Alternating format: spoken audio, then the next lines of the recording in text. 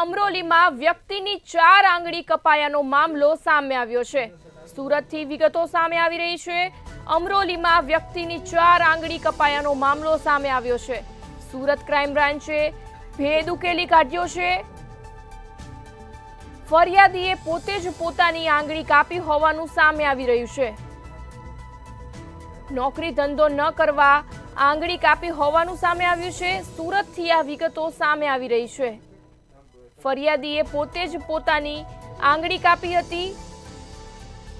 સુરતના અમરોલીમાં વ્યક્તિની 4 આંગળી કપાયાનો મામલો સામે આવ્યો છે।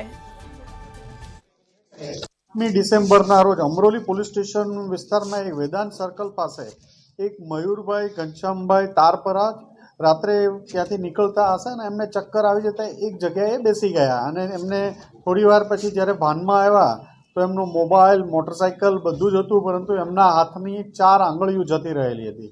આ બાબતની એને એમના મિત્ર તુરંત જાણ કરતા હોસ્પિટલ લઈ ગયા, કિરણ હોસ્પિટલમાં સારવાર કરાવી। ત્યારબાદ અમરોલી પોલીસને જાણ કરવામાં આવી હતી।